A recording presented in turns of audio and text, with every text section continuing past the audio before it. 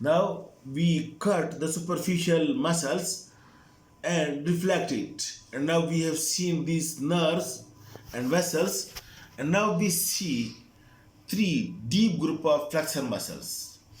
Look, one muscle, this one, this is flexor pollicis longus, this is radial muscle. The whole of its origin is from the radius. And one, this muscle, this is flexor digitorum profundus, the whole of its origin is from the ulna. So this is the radial muscle, this is ulnar muscle, because all of its origin is from the ulna and from the interosseous membrane. And flexor pollicis longus origin from the radius and interosseous membrane. And deep to these two, the third muscle, pronator quadratus, we can see only if we remove these muscles. So look, this first muscle, this one, look, this one, look, this is flexor pollicis longus muscle. I told you that from this anterior oblique line originate the flexor digitorum superficialis. From the lower part of the anterior border and anterior surface originate the flexor pollicis longus. You can see it. This is radius. From anterior oblique line, this is the attachment, this tendinous attachment of superficialis, and this is the attachment of flexor pollicis longus from the anterior surface and anterior border of radius below that of the attachment of superficialis, and also you can see these fibers are coming from the interosseous membrane. Then this muscle passes distally and passes deep to the flexor retinaculum, look, and passes deep to this flexor carpi radialis and deep to the flexor retinaculum, and then you follow this tendon, it passes more distally to be attached to the base of the distal phalanx of the thumb. You can see this is the flexor pollicis muscles of the thumb. It is attached to the base of the distal phalanx of the thumb, and it is passes deep to the flexor retinaculum and passes deep to the flexor carpi radialis. And its nerve supply is not directly from this median nerve, but from this small branch of the median nerve. This small branch, you can see this small branch of the median nerve, which is called as anterior interosseous nerve or anterior median nerve, and along with it you can see this small artery. This is anterior interosseous artery. This anterior interosseous artery and anterior interosseous nerve, and these lies on the interosseous membrane.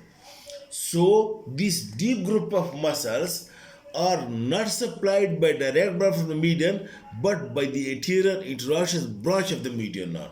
Its nerve supply is from the anterior interosseous branch of the median nerve, and its action, you know, its action is flexion of the distal phalanx, and then flexion of the metacarpophalangeal joint, and then a flexion of the carpometacarpal joint. This is the action of flexor carpi radialis muscle. Okay, and then on the medial side you can see this big muscle. I told you this is ulnar muscle. I told you this is radial muscle. This big muscle originate, and you know over here, from this medial border of coronoid process, there is attachment of the prototeres, and from sublime tubercle there is attachment of flexor digitorum superficialis, and this from medial border of the olecranon process, from medial surface of the olecranon process is origin of this flexor digitorum profundus, and then the flexor digitorum profundus originate from whole of this anterior medial surface of the ulna. You can see this big muscle, ulna. It is purely ulnar in origin, and pollicis is purely radial in origin. And then you can see it divides into 4 tendons. Look, now these 4 tendons are flexor digitorum superficialis and 4 tendons are the flexor digitorum profundus. Look, superficialis is superficial, and these 4 tendons lying one upon the other eight tendons passes deep to the flexor retinaculum. And note the point, all the tendons that passes deep to the flexor retinaculum, they are all being enclosed in synovial sheath, must be enclosed. If they are not being lubricated during movement, they move to and fro, they may rub with one another, or they may rub with the bone, or they may rub with the flexor retinaculum. That's why all the tendons pass deep to the flexor retinaculum. They are all being enclosed in a synovial sheath to be lubricated. Okay. Now, then these eight tendons enter into the hand. Look over here. These eight tendons lies one upon the other. These are the tendon of flexor digitorum profundus, and these are the tendon of flexor digitorum superficialis over here. Look, you can't see that of profundus because it is being hidden by the superficialis. Over here you can see these are the cut and the tendons of flexor digitorum superficialis. Now you can see the tendon of flexor digitorum profundus, but over here you can't see because the superficial tendon lies anteriorly and the other lies deep to it. Now the important point about it is that when these two tendons one upon the other reaches over here, the superficial tendon, this superficial tendon, it splits into two like that, and the profundus tendon come out of it. You can see it over here. Being close. Look, the superficial tendon, it splits into two, and the profundus tendon come out of that. And then what happens? Look, this is tendon of superficialis. It splits into two. The profundus, and then these two strips passes behind the profundus tendon and unite with one another like this. And the tendon of profundus lies over here in this chiasma like this. And then from this chiasma again two slips of superficialis, one slip like this and one slip like this, and these two slips are being attached to the sides of the middle phalanx, while the profundus tendon passes and it gets attached to the distal phalanx. I hope you got it. If not, again I explain. Okay, look, the tendon of superficialis, the two tendons lie one upon the other like this. This superficialis splits into two, and the profundus comes out of it like that. And then these two slips of superficialis, it passes behind it, one from this side, one from this side, and they unite in crisscross to form a chiasma, and the profundus tendon lies in it.